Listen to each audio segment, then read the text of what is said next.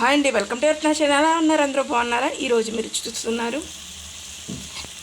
కీమా ములక్కాడ కూర అండి. కీమా ములక్కాడ కూరని ఎలా చేసుకోవాలో నేను చెప్పేస్తాను, వచ్చేయండి. ముందుగా మనం ఉల్లి, పచ్చిమిర్చి, టమాటా ముక్కల్ని మనం కోసి పెట్టుకోవాలండి. కొంచెం కరివేపాకు అలాగే కొత్తిమీరని కూడా పక్కన పెట్టుకోండి. మనము కీమాని బాగా శుభ్రంగా కడుక్కుని పక్కన పెట్టుకోవాలండి.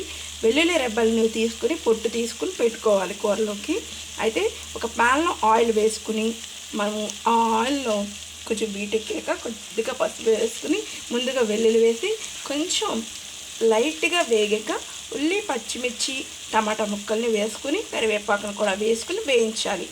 వేగిన తర్వాత మనము కట్ చేసుకున్న ములక్కాడని ఇప్పుడు చూడండి, ఉల్లిపాయ బాగా మగ్గాక అప్పుడు ములక్కాడ వేసుకోవాలి. ఉల్లిపాయలు మగ్గాక ఇలా ములక్కాడను వేసుకుని మనము బాగా మగ్గనివ్వాలండి.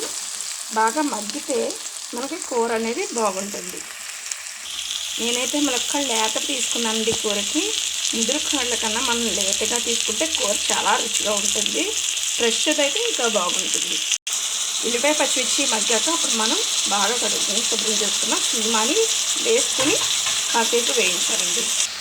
కూర అనేది బాగా మగ్గుతున్నప్పుడు మనం ఉప్పు అనేది వేసుకోవాలి. మీ రుచికి సరిపడిన ఉప్పు, కారం కూడా మీకు రుచికి ఎంత అయితే కారం తింటారో అంత కారం వేసుకోండి.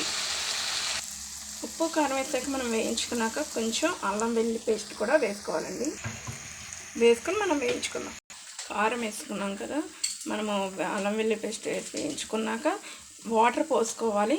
వాటర్ పోసుకుని కాసేపు మగ్గనివ్వాలి. మగ్గాక చూసారు కదండి, కొంచెం వాటర్ దగ్గరికి ఉడికింది కదా, ఇప్పుడు మనము కూరకి మసాలా వేసుకుని అలాగే కొంచెం కొత్తిమీర కూడా జల్లుకొని ఒక 2-3 మినిట్స్ ఉడకనిచ్చి దించేసుకోవాలండి. అంతే, ఎంతో రుచికరమైన కీమా ములక్కాడ కూర రెడీ. మీలో ఎంతమందికి కూర వచ్చో కింద కామెంట్ చేయండి.